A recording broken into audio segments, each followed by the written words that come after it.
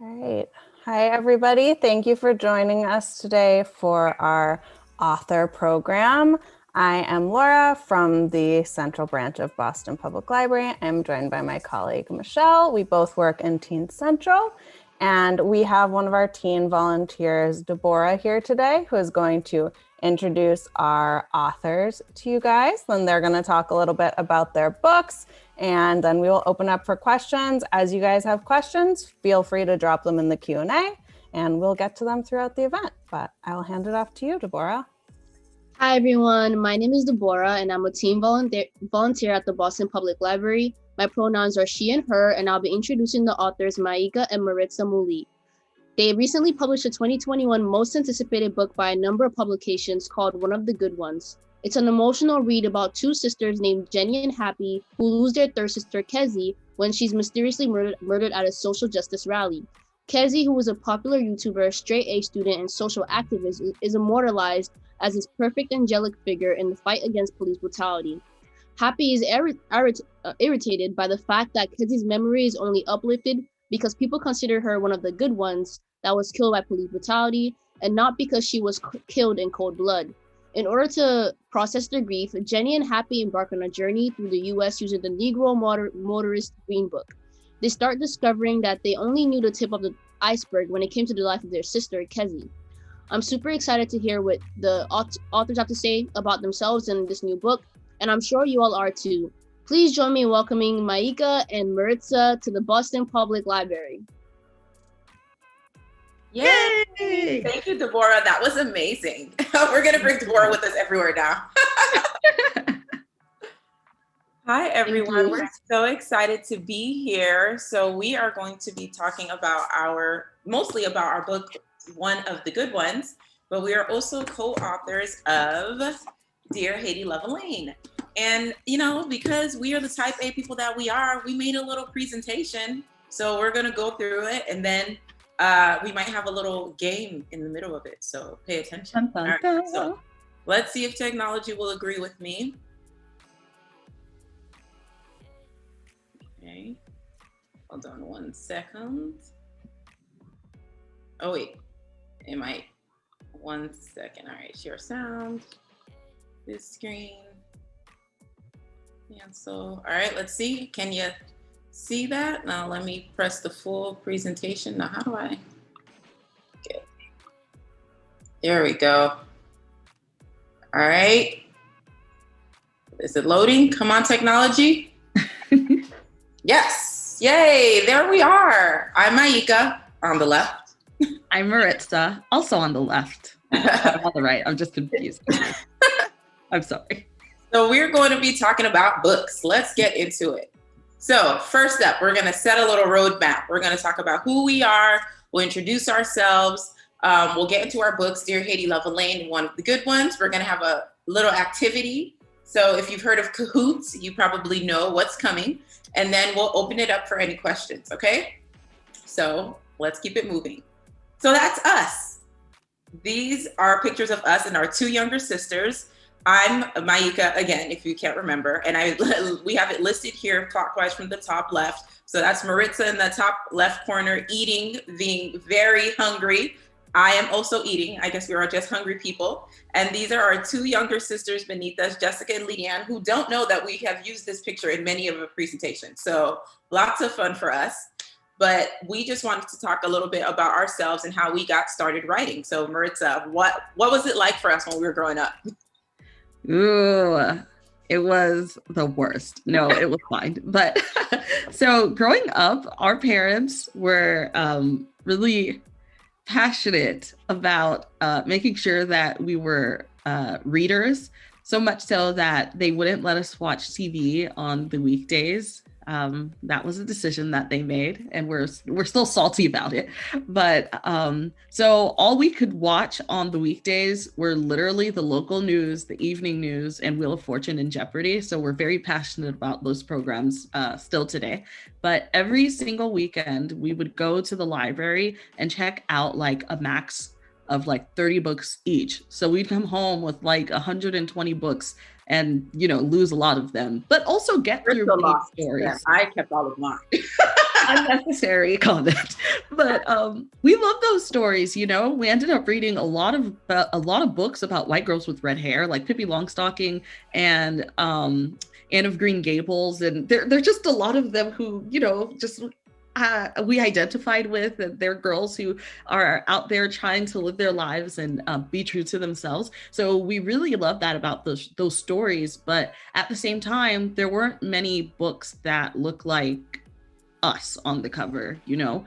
So that was something that we didn't even realize that we were missing so much. We just kind of were reading what was in front of us. Yeah, and the great thing about these presentations is that it's like an open platform for us to talk about whatever we wanted. And that is another reason we include our sisters here. Yes. And so honestly, we were forced to really read at first, right? Because we couldn't watch TV. So while everybody was talking about like South Park and The Simpsons, we would kind of like nod along, like, yeah, we know exactly what you're talking about, fully knowing that we had no idea. But we read so many books. And eventually one day, Maritza and I were like, why don't we just try to write the books that we wish we could have seen when we were younger? So we have this picture here to reflect us when we were younger. This is when we were very young, but we were also accelerated readers. So we spent a lot of our time honestly reading books that we had no business reading. I remember in middle school and high school reading a ton of romance novels because our mom would have it and we just kind of sneak them from her, quickly go through it and then put it back. So, but finally we decided one day, like, well, why don't we try to do this writing thing ourselves, which led us to writing our first book. So our first book is Dear Haiti, Love Alaine, which you see here on the left. And it's about a spunky girl that we love called Alaine Beaupalin, and she ends up going to Haiti for the first time because she does a prank at school and it goes so wrong. Okay, so the way we explain this is when keeping it real goes wrong, right? She was trying to get back at some bullies for things that happened to her mom, and in her act of vengeance, she ended up going just a little bit too far, and so she goes to Haiti. And then while she's there, she finds out about a family curse. And she sets out on trying to break this family curse because she thinks that it's behind her mom's, outbursts on the air and the different things that have been going on in her mother's life. So antics ensue. Alaine sets out to break this curse, and she learned a lot about her Haitian heritage and her family and how all of them intertwine. And it's really a story of just finding yourself, especially as a first generation American, when you're just, straddling two worlds from the home country where your family is from and your new country where you are from. So both of them come together in Alaine. And I totally biased, but I think Maritza and I did a great job. I love this book. I'm listening to the audio book right now because we had an event with another fellow author, Alyssa Cole, and she was like, you should totally read and listen to your own work. So it's honestly been a little strange for me to kind of go back and read it because I'm like, oh my God, these are our words, like people are making it their own. But it's so fun. Like listening to the audiobook, it feels a little less like mine because it feels like people are acting it out. So that's been really great. But Maritza will talk about our second book, one of the good ones, which we will mostly be focusing on today. Yes. So one of the good ones is our sophomore novel. I don't know what people say after senior, like sophomore, junior, senior. Okay. But this is our sophomore novel. And Deborah did a wonderful job explaining the premise of it. And basically, 18-year-old Kezi Smith dies under very mysterious circumstances after attending a social justice rally in police custody. And her sisters, who are left behind, Happi and Jenny, decide to embark on like the journey of a lifetime, essentially, where they use Kezi's heirloom copy of the Negro Motors Green Book to travel on Route 66 from Chicago to Los Angeles to commemorate their sister's life. But while they do that, they learn a lot more about their sister Kezi, and it is also a story about how to be a better ally, whether that's in terms of people who do share your ethnic or racial background, or if it's a sister who has a different sexual identity or gender identity than you. There are so many ways that we can be better allies to each other. And one of the good ones was our attempt at trying to parse through those differences. Yes, sorry, I'm sipping my tea here. Okay, there's no tea, it's just regular tea. Okay. So, so like Maritza said, these are both of our books, and they are honestly wildly different in tone. Oh, sorry, I went a little bit. Whoa. Sorry if you're seeing this. I don't know what just happened. Hold on, let's see. Sharing is paused. Bring your window to the front. Okay, is it back? We see why one of the good ones. Yes, perfect. Okay, sorry. Technology just did its weird thing. But anywho, so these two books are honestly wildly different in tone. There's another fellow author. Her name is Ibi Zaboy. She's a Haitian author as well. We totally love her. And she describes sometimes the books that you write as an author can be inhale books or exhale books. So what does she mean by that? So inhale books are books that you have to take a deep breath to write. You are holding all of that energy inside of you, and you carry that with you as you go through the writing process. It's a big inhale, right? So that's what writing One of the Good Ones was like. We were learning a lot about American history, some of it very tragic, and we held that in us as honestly, we were going through the editing phase, and so many things were happening across the country regarding social justice. And then we were in writing Dear Haiti, Love Alaine, it was more so an exhale book. So think of exhaling, you're letting all of the air out, you're maybe a little bit more relaxed. It's maybe an easier process because it's not grappling with, it's still grappling with topics that are pretty heavy, but in a more lighthearted way. So we are essentially writing two very different books, but still from both of us. So why did we write One of the Good Ones? So with One of the Good Ones, we really wanted to tackle, social justice, racial injustice in America. And honestly, we knew that there's no way for you to have this conversation about race in America in the present day without taking a look at the past. So the way that we do that in One of the Good Ones is by having our characters experience all of the things that they're experiencing in their modern day lives. But then we also have some scenes from their family members in the past who have used a cultural artifact called the Negro Motorist Green Book, which we'll get into in a little bit. But what we wanted to do with that is to show how much progress we've made as a country, but yet how much work is still left to be done. One of the Good Ones is also about sisterhood. Like we showed you at the beginning of the presentation, we're obsessed with our sisters. We talk about them all the time. It's a problem. And even though we grew up super tight because we were only allowed to hang out with each other and have very similar sensibilities, that isn't the case for everyone, And even in our relationship, we don't always feel like we're the closest. We don't always feel like we're the best of friends. There are plenty of times when one of us feels singled out, or you're the odd one out, and everyone else is happy together and has lots of things in common, and you're just kind of in a corner somewhere. So we jacked that type of emotion that we often feel up to like a zillion in One of the Good Ones, and we represent that through the relationship that Kezi and Jenny have, because they are incredibly tight knit and feel like they can share most things with each other. And then there's also Happi, who's the youngest sister, who doesn't feel like she identifies with her sisters at all, really.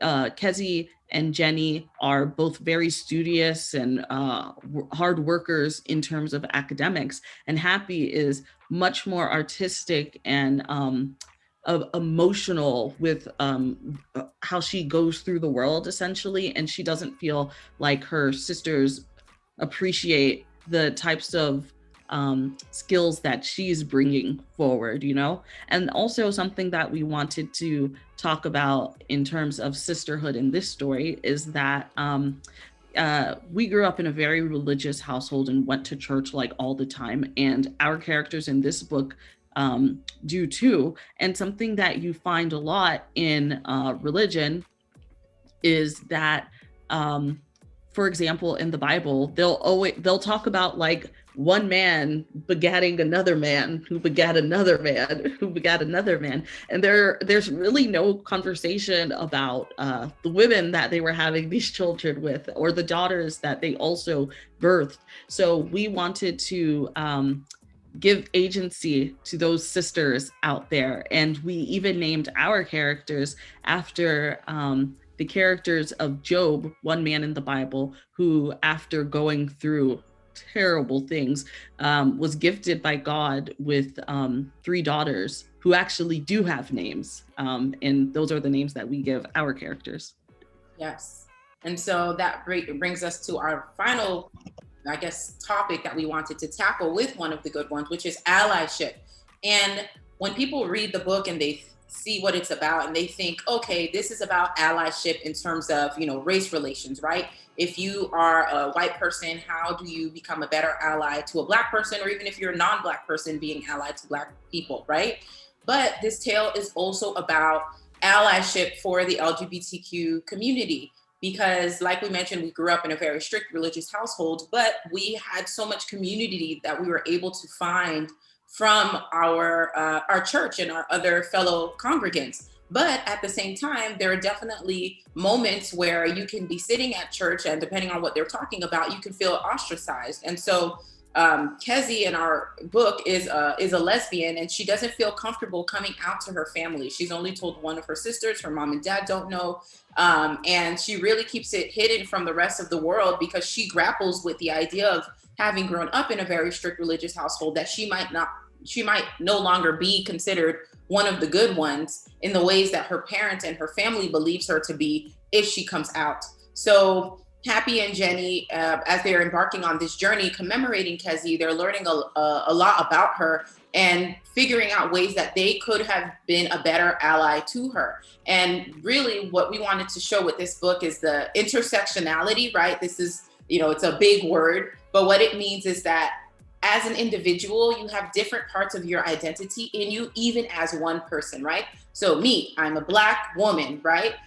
In certain instances, maybe my race will lead, maybe my gender identity will lead, or sexual identity will lead, right? But all of these components, maybe even if they appear separate, aren't. They form together to make you. And we wanted to show how Kezi, in different instances, has different parts of her identity kind of being pushed up and pushed against, and how she reacts to that, and how her family reacts to that as well. But of course, this tale is definitely about, allyship along racial lines and what it means when we elevate people and we use phrases like one of the good ones to maybe say like, oh, this Black person is one of the good ones. We should elevate them. If something tragic happens to them, we can talk about the promising future that they had and all of these things to say, hey, this person deserves to be cared about. This person deserves to be mourned. Alternatively, what we see in the news a lot of times is that if something tragic happens to someone, the news will look at like, well, what did they do? What did they say? What were they wearing? What kind of schools did they go to? Did they sell drugs? Did they smoke? All of these different things that might have happened in their past that has no relation to the current moment. But yet that's how it's portrayed to kind of be like, oh, that person doesn't matter as much because they weren't one of the good ones. And that's an idea that we really wanted to turn on its head in this book. So we're going to take a quick reading break. So we are going to read a short excerpt from one of the good ones. It is from chapter 1. It's right at the beginning, but it's really starting to set the scene for what will be coming in the rest of the book. Chapter 1, Happi. Thursday, July 26th, 3 months, 9 days since the arrest, Chicago, Illinois. She was mine before she was anyone else's. All mine, partly mine. Now she belongs to you and them and shirts and rallies and songs and documentaries. Actually, sorry, 1 second. I guess I can put it back to this. Okay. They say she had a bright future ahead of her, and she was a star whose light burned out too soon. She was going to make a difference. That's all true, but it's not the truth. Kezi was more than her brains and her grades and her voice. She was more than her future. She had a past. She was living her present. She could have been mine. Should have been mine. She was my sister before she became your martyr after all. Even as I sit as still as a lion, stalking her prey inside, I'm racing, My mind is buzzing with the thoughts I don't say. My heart is knocking erratically against my sternum and is always one beat away from bursting through my chest. I should be used to it. But you never get used to strangers sliding their arms over your shoulders in solidarity to apologize for something that isn't their fault. Not when Kezi being gone doesn't feel real to begin with. How can it, when I didn't get a chance to see her face one last time before they incinerated her body and put her essence in an urn? My parents are already inside the auditorium, seated in their place of honor in the front row. I will join them eventually, but not until the millisecond that I have to. When everything went down, we made an agreement. I will play along and be a cheap carbon copy of the daughter they lost, a constant reminder to the world that she was one of the good ones. But before the lights shine on us and cell phones are trained at our brave, heartbroken faces, I will be me, the prodigal daughter. The end. Not the end, just getting started. But yes, so that's how the story starts. Oops, sorry, what's happening here? Are you seeing my Excel file? It says you started screen sharing, but it's like black. Hold on one second. I don't know what's happening here. Let's see. Here. All right, can you see it? Yes. Awesome. All right. So that was a quick reading break, but we wanted to share it to essentially give you an idea of the story. And one thing that we didn't mention is that there's a twist. And honestly, it will leave you shook. We've had folks who have been reading one of the good ones. We can't get into the twist, of course, because that's a spoiler, but kind of, open your eyes as you're reading it so that way you can catch those little moments. But really, as Happi and Jenny are commemorating Kezi and they are going through their lives in the after they've lost their sister, they're using the Negro Motorist Green Book as their guide. So what is the Negro Motorist Green Book? So the Negro Motorist Green Book, actually Maritza can take it away from here. So what is the Negro Motorist Green Book for folks who don't know? The Negro Motorist Green Book is, it was essentially like a Yellow Pages, if you know what that is, a Yellow Pages or a directory for Black people to use from the mid 1930s to the 1960s.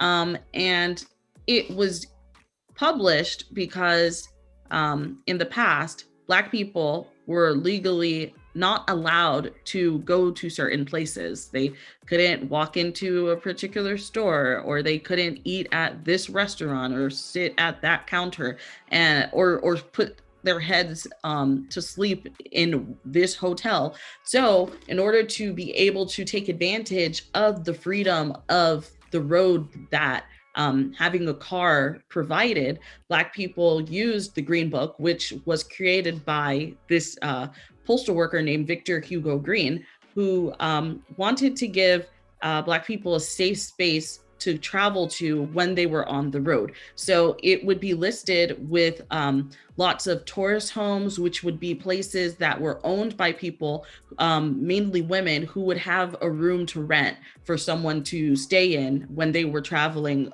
across the United States. And even though the Green Book wasn't the only guide like this that existed, it was definitely the most popular, and it is a marvelous example of the different barriers that Black people had to face in this country historically that often continue to this day. The Green Book stopped being published after the signing of the Civil Rights Act. And that was like a hope of Mr. Green, where he talks about in this quote here, hoping that maybe one day in the future, this guide won't be necessary. And even though we have come a really long way, it would be terrible to not acknowledge that. We still have a really long way to go. Yes. So I have this quote here, and I think it merits reading, so I'll read it. There will be, and it's from Victor Hugo Green, and the quote is featured in, excuse me. What is happening here? Okay, and the quote is featured in the Negro Motorist Green Book 1948 edition. There will be a day sometime in the near future when this guide will not have to be published. That is when we as a race will have equal opportunities and privileges in the United States. It will be a great day for us to suspend this publication, for then we can go wherever we please and without embarrassment, right? So Victor Hugo Green was saying this in 1948, and yet we still know that there are absolutely places in this country where it's not true, but it doesn't mean that it won't be one day. So we learned a lot of, honestly, really tragic American history when we were going through we were going through the research process for One of the Good Ones, but we also found out some really cool things as well. And I think it's important for us to not only focus on the pain of Black identity, right? Because there's so much joy in being Black and just embracing and loving who you are. So we wanted to highlight 2 specific cool Black history facts that we learned while we were researching One of the Good Ones. So something interesting that we learned was about the 761st Tank Battalion, and they were like the OG Black Panthers. Their insignia was a picture of a panther that was Black. That's the Black Panthers. But they were basically an all-Black fighting squad that was part of the military. And they were all Black because it wasn't until after World War II that the Army desegregated. So these men were training and working in Fort Hood, Texas for years, learning to be the best military people that they could be. And the military actually did not let them travel out to Europe to actually join in the combat for a long time because they just didn't know what to do with them. So other all-white squads would be shipped out very early and not have as much training as these men did. But eventually they were given the go-ahead after training for years to fight in World War II. And they were very in critical parts of the Battle of the Bulge, and I think they were at Normandy. Like they earned like 300 Purple Hearts. There is one person who was a famous member of this squad who I will not say here. So hopefully if you read it and you like do some research, you'll find out that this battalion had a person who became very famous in a field that is not related to this at all, which was fascinating to know about.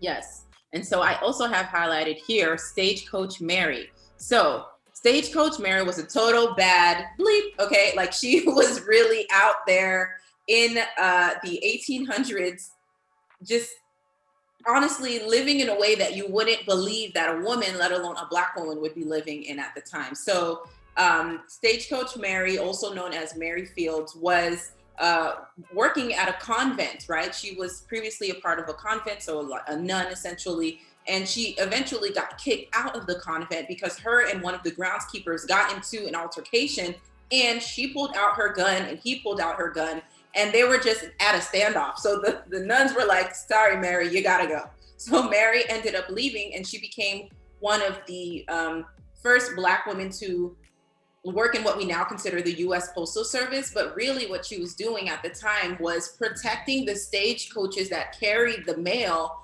from people who tried to steal the mail, right? Because, you know, people were transporting all types of packages back in the day. So maybe they weren't sending gifts from, you know, a major website, but they might have been sending over books or gold or whatever the case would be. So Stagecoach Mary, her job was to protect those stagecoaches as they made their trek across the United States shipping mail. She's described as gun-toting, cursing, drinking, just a total rebel, which is wild really to conceptualize in this time, but she was out here doing that. So if you haven't heard about Stagecoach Mary, totally check her out. Our characters in One of the Good Ones learn a little bit about her, and I hope that people do some more research because she's absolutely fascinating. So this brings us to our game. So we're gonna have a quick game and then we'll wrap up shortly and we'll open it up for questions. So if you haven't heard of Kahoot, it is this quiz game. So what will you win? one lucky winner, whoever is first place at the end of our game, will win a copy of one of the good ones. You'll have to coordinate with Laura and Amanda. We'll get your address so that we can ship the book over to you. But we're going to play a game. So let's see if it will work. Don't make me look bad, technology. I'm going to play Maika, just FYI. Oh, gosh.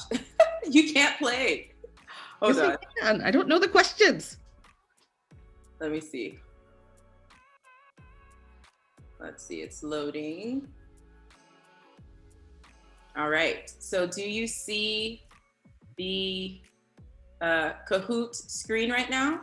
Yes. Okay, so what you'll do, hold on, let me click classic. All righty, so these are some Black facts, right? They are not, they're not like, how do I say this? They aren't like your traditional Black History Month facts about like Martin Luther King and other things. They're more modern and pop culture-y and other things, right? So you will go to Kahoot on your phones or your laptops or your computers. You'll go to www.kahoot.it. And then when you get there, you'll enter the pin that you see on the screen, right? So you'll go to the website and you'll put 5340828. All righty. Let's see. We're waiting for people to enter. All right, so we have one person joining. Don't be shy, guys. Don't be shy. Come on down. All right, we'll wait a little bit longer we'll wait like a minute or two to let more folks join. Don't worry, it won't be anything that you don't know or that you can't guess, honestly, because each answer, there's 4 answers, and then you'll just choose the corresponding color on your phone or the area on your phone screen, okay? So I'm gonna give 30 more seconds, so we'll do the Jeopardy theme song.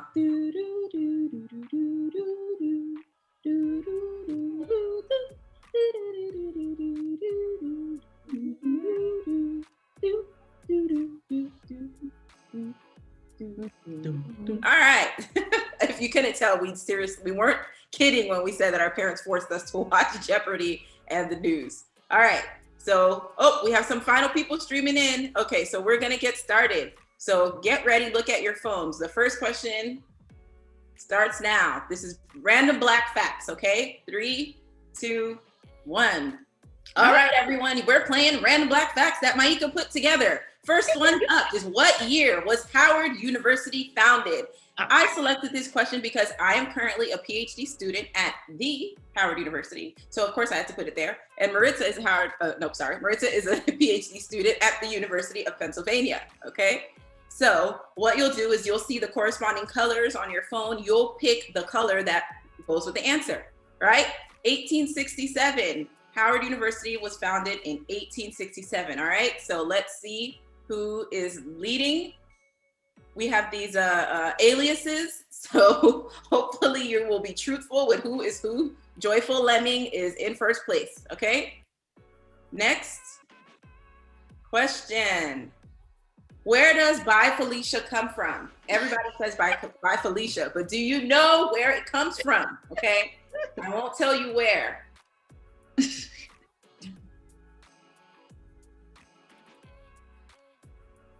All righty, we have a few more seconds. It comes from the movie Friday. 9 people got it. All right, so everybody knows that, right? How does everyone know that? Right, Maritza, you're the only one who hasn't seen it. That's why everyone knows it. All right, next question. Okay, let's see who's in the beginning. Oh, Excited Lima has catapulted to the top. All right, let's keep it moving. Next, we have Cardi B asked this question. What was the question, answer, reason, or time? Okay, if you know Cardi B, you've seen this GIF. What was the blank? All right. These are the type of Black facts that I want to highlight, okay? We have 2 more seconds. All right. What was the reason? Okay, this was on Love and Hip Hop. I don't, it's honestly ratchet TV, but every so often you need a little ratchet in your life, okay? So that was that. And a lot of folks seem to know that answer. So let's see who's still in the lead. Ooh, Prairie Gator is almost neck and neck with Snowy Gator. All right, let's continue. Okay, next up, we're on the fourth question. We're halfway there. In Get Out, what was the name of the otherworld state Black people were trapped in when their bodies are taken over? I took this question from Buzzfeed, which is why it says BF right there. So it's the broken place, the infinite place, the tethered place, or the sunken place. Which one of these? We don't know, even though we compare one of the good ones to Get Out and The Hate U Give. Just kidding, I do know. I quite enjoyed this movie. All right, let's see who got it right. It's the sunken place. Yes, that I got is where. distracted and didn't pick an answer. Oh, good. You shouldn't be playing. All right, now we are on the fifth question. Let's see who's leading. We have Snowy Gator. I see Social Lizard has a flame, so that must mean that Social Lizard is someone to watch. All right, we're on question 5. What year did Cash Money Records take over? It might be a little before your time, but if you have older Black folks in your life, you'll know it.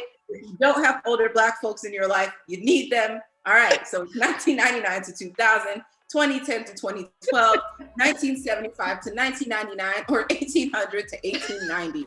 The answer is Cash Money Records is taking over for the 99 to 2000s, okay? If you don't know it, it's a bop. It makes you dance. It curses a lot. Don't tell your parents that I sent you. All right. Social Lizard is in the lead.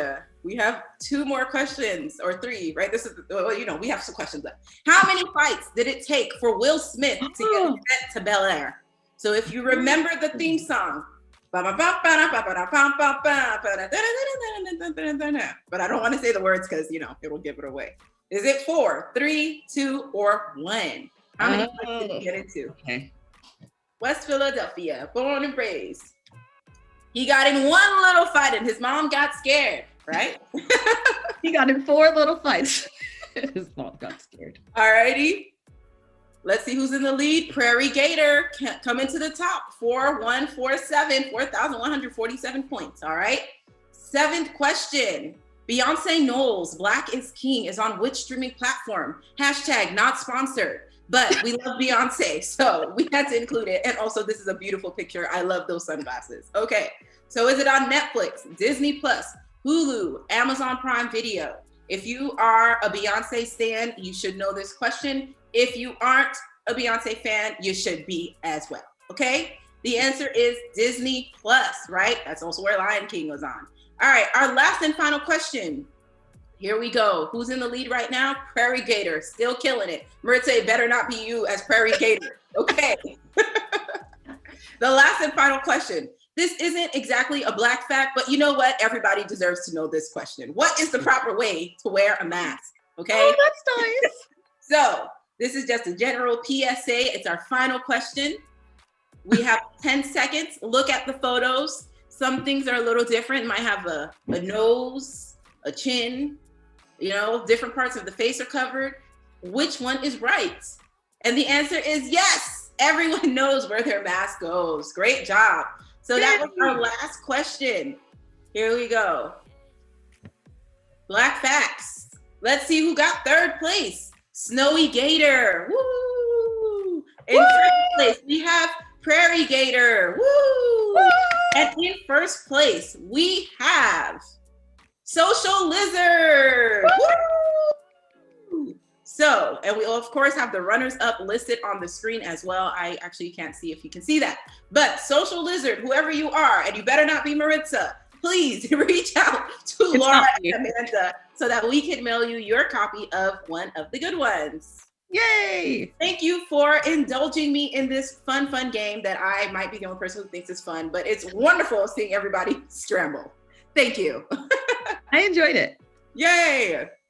All right. So we wanted to inject a little bit of fun in there because honestly, this book is heavy, but there are definitely some moments of joy interspersed throughout one of the good ones. And honestly, that's just a parallel for life. You know, a lot of times you'll see people saying like, oh, Black Twitter is always cracking jokes on social media, even though the world's on fire. Yes, it's what we do best. We find the joy in the midst of the grief, right? So this also is a great point for us to talk about how we want more Black stories. We want more stories that highlight the wide spectrum of Black identity, and that doesn't only focus on racial pain.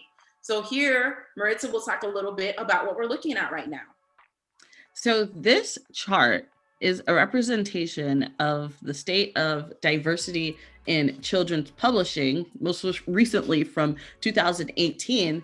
And what you can see is that the vast majority of children's books are created about white characters. And you can see in the image that this little boy, he can see himself as an astronaut or a king or a little boy playing with his dog, and he has all of those options and they're real to him, you know. And then the next most popular subject in children's books, it's actually animals and inanimate objects, which is wild to think about. And I guess when you stop and consider like picture books, but it's very unfortunate to think that you're more likely to come across a book about a chair than you are to find a book about a Native American person, for example. And these statistics still do not align with the demographics of marginalized people like Black people, like Latinx people, and Asian Americans, and Native Americans, and Indigenous peoples.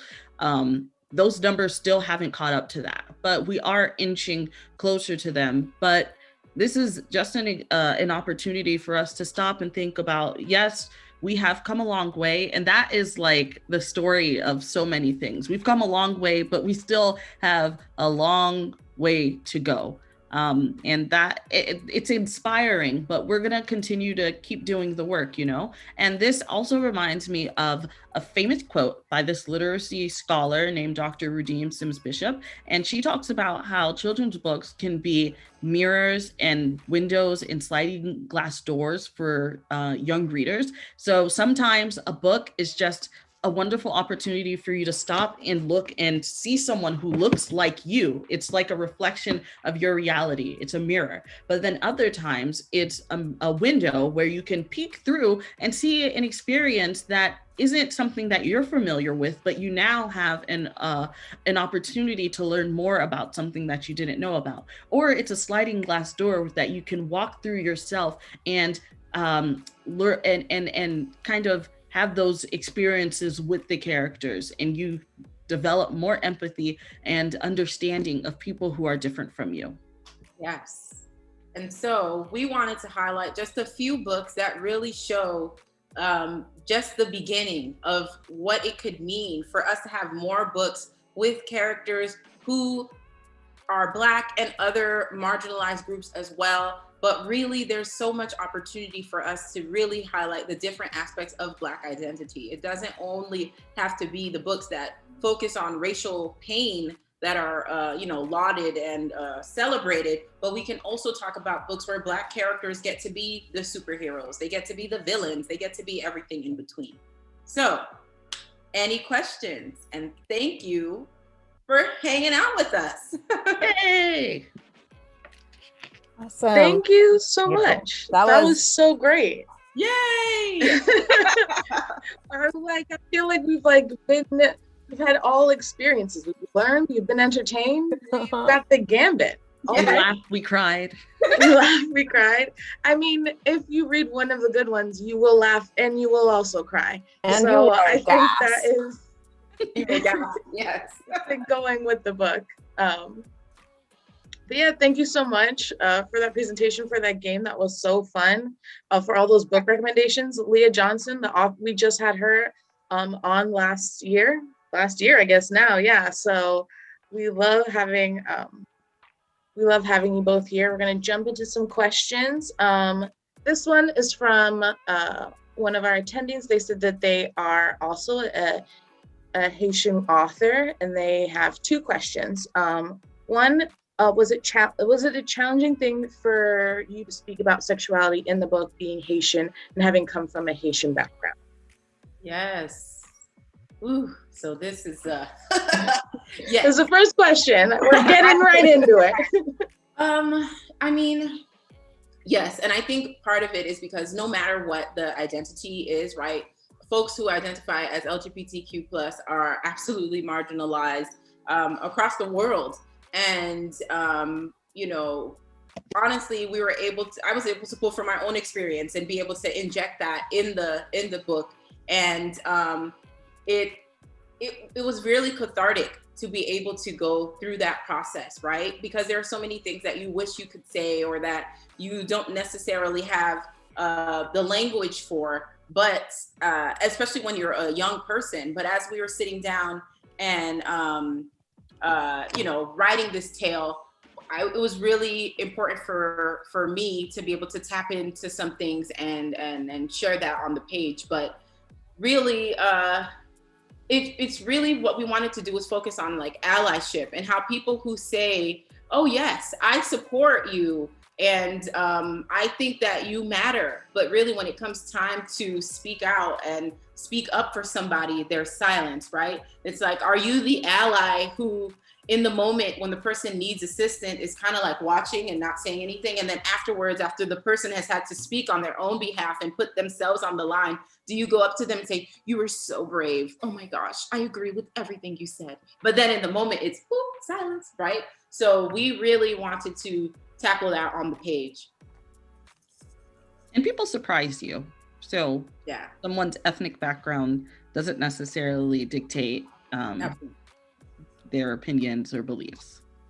Yeah, because you'll find out in one of the good ones. I was about to talk about the family's growth, but really you can see that, as time progresses, how the ideas that the family has maybe shifts over time. So we've got a question from Deborah here, which I also had this question. How are you guys able to balance your words together as two authors writing the same books? I think both of your books, reading them, it doesn't come across like two separate voices. It's very, cohesive. So how do you guys manage that? Hi, Deborah. Yes. So what we do is before we even write the book, we'll do brainstorming and stuff separately, thinking about the story, like days, weeks, months on end, just thinking. And then we finally come together and we will glue ourselves to the chair and try to come up with an outline. And that won't be done in one day, but we start off with usually our traditional 3-act structure, but 5 key things that we want to make sure move the story along. But we have those as a bare bones, but we start building onto it, adding the meat and the flesh and bones and all that jazz. And we have very similar sensibilities, we like to say, I guess because we like the same types of stories usually. But when there is some type of beef or disagreement, then we will basically state our cases to each other, and whoever's most passionate wins out, because we know that's what's going to be better for the story. And after we get to the stage where we can start writing, it's like a free for all. We write pretty chronologically, but I can say, oh, I want to write this piece. And then Maika will say, oh, I want to write this piece, or I don't want to write that. And then you'll have to write that part too.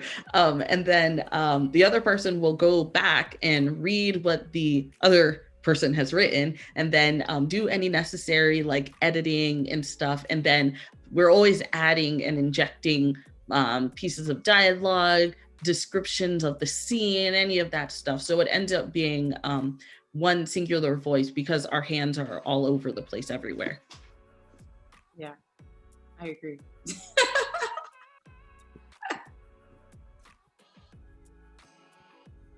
I was muted. Have you guys always created together even before publishing books, or was this something that came organically? Yeah, so we've both tried to write separately, but we never finished.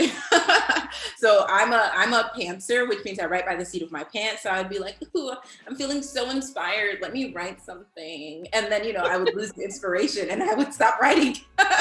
And Maritza is a plotter, so she has a very extensive outline before she gets started, and then she gets started on the story, and then sometimes it doesn't always end up finishing. So what's really worked out for us is that we keep each other accountable. Like no one is going to make sure that you stay on point like a sibling, like a sister. It's like, girl, this is deadline. We need to get that done. So writing together has been really great for us because we're able to collaborate, because writing is such a solitary act. Like you're really just in your own head making things up and putting them on the page like that. No one else can be in your head but you, unless there's some weird gadget out there that we don't know about yet. But but like really, there's no one else who goes through that process. But being able to at least talk through that with somebody else who knows you so well really makes it a really seamless process for us. So the next one, here's kind of a fun one. Besides each other, who would be your dream author to co-write a book with? Ooh. Ooh. Oh man. I don't know. Putting you on the spot. I know. Okay. Oh my gosh. Okay. So I think like a boring answer would be some type of literacy scholar that I really admire, like being able to do some type of study with them. Don't name their name, girl. Don't name nobody. You said boring. No, yeah, so no names. That way. Not boring. Or More literary. if I had time to think about this, perhaps my answer would be different. But in this moment right now, as I sit at this desk, my answer is it would be fun to write with Jane Austen because of her like just clever comedy of manners, and we could update some of her stories to be more with it and relevant to today and representative of people. But she was doing her thing in her time with her characters. So that is what I will say. Okay, so I honestly don't know. Okay, Maritza and I haven't written a romance novel yet, but honestly, I want to. Like, I feel like this is something that I would absolutely love doing. So I'm gonna say Alyssa Cole because I really, and also Jasmine Guillory. Yeah. Honestly, anything they write, I'm like immediate buy. I'm like, I don't even have to know what's the first letter. A, done, but purchase. Like, like I really enjoy their books. So I think it would be so awesome to learn from them about how they push the story forward, how they create these characters that are able to talk about their Black identity without making it like the sole focal point that is this pain point that the person's trying to grapple with. It's like, nah, I'm Black, I'm solidly Black. We don't gotta go into that. Like, I know I'm Black, you know I'm Black. And then it's like, and I'm just this Black woman falling in love. I totally love it. Yes. Oh my gosh. And now I'm continuing now. Hold on, wait. Hold on. There's also one person I want to give her, Dani Brown, because I said Dani Brown by Talia Hibbert. Okay, Take a Hit, Dani Brown by Talia Hibbert. So I would want to write with Talia Hibbert because I love those books. I'm waiting for the third in the book. The second one was my favorite, PhD bisexual woman. Like she's just, it was amazing. And yes, those three women. I will continue. So I will stop now because now you got me started. And I'm like, who else? Hi, Maritza. Gotta go. Shoves Maritza off. You both should absolutely write a romance novel. That sounds amazing. I want to read this immediately. Please. Yes. Make it happen. Yes, that sounds. When you started talking about it, I was like, yes, and even all of your references, I was like, yes, please write this novel right now. But all right, so our next question is, what was your favorite fact you learned while researching the Green Book? Okay, I said I wasn't going to say it, but I am going to say it because it's a fun fact. So in our story, one of our characters is wildly underutilized in the military because of his race, which sucks, surprise, surprise. And then he has an opportunity to actually put his skills to use because some lowly member of the army got fresh with the bus driver and got kicked out. And that lowly member is actually Jackie Robinson. And we don't mention that in the story. And like, it just seems like a throwaway line. But Jackie Robinson actually was a member of the 761st Tank Battalion and was a Black Panther, but got kicked out because he was not taking some disrespect from a bus driver who had told him that he needed to move to the back of the bus, and he refused, and they kicked him out. And Yeah, if only he had that going for him before he settled into a life of law obscurity. Yes, that's a fun fact. I think one of my favorite fact is learning about Black cowboys, and it also tied into Stagecoach Mary. Like, you don't really hear about Black cowboys. Like, when you think of even westerns, it's really just, you know, white guys with the cowboy pants and the spurs and the cowboy hats. But there were lots of Black cowboys as well, because I believe it was like during the Civil War when you know, honestly, like a lot of white men were fighting, hoping to break the country apart, really. Black men mostly were having to tend to the grounds and to make sure that the horses and the goats and other things weren't getting away. So after the Civil War, when the white soldiers were coming back, they needed help because, you know, they had been a little bit out of practice. So you had these really, you know, winding tales of Black cowboys and white cowboys just being out there and just doing their thing in the West. And it's something that you don't learn about.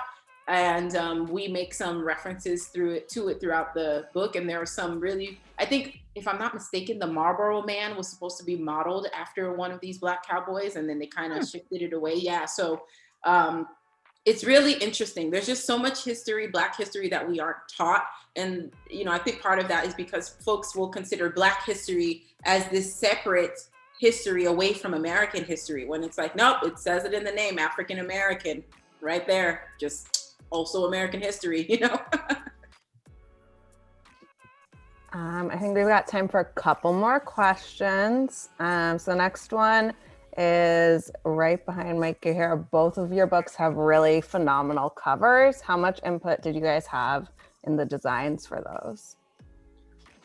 We're very type A people. And when our editor asked us, oh, what are you thinking for the cover? Like, just in a casual way, we just sat down and immediately made Pinterest boards of the different characters, what their hair looked like, what their skin tones would be.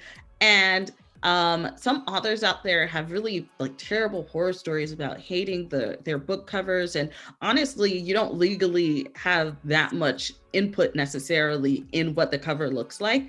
But we like sent over our notes and descriptions, and we were there the whole way through, like giving feedback, and they were showing us updated mock-ups of what the characters and covers were turning into. And it was a very exciting process. And we're always so happy that our opinion actually matters there. Like, it's really great. So we're very appreciative of that. And for the most recent cover, one of the good ones, the art director is Gigi Lau for both book covers. And then the artist who made these beautiful characters, it is Rochelle Baker. Yes. And we were able to say, like, hey, we want to incorporate the green from the Negro Motorist Green Book. And even this framing is similar to what is on the cover of the book. So it was really great. And even for Dear Haiti, Love Alaine, we were able to say, like, Haitian people, we love our flag. If you have that red or blue on there, chef's kiss. And we also love, you know, like, what do you call it? Like plants, I guess. I mean, everybody likes plants. But really, it's just like, you know, they were able to incorporate that as well. We talked about Elaine's afro, which is fierce and amazing. And it's so funny. I'll tell a quick story about the title. So for Dear Haiti, Love Alaine, Maritza and I are terrible at titles. Like, for the longest time, one of the good ones, we called it our Green Book because we couldn't figure out a name for it.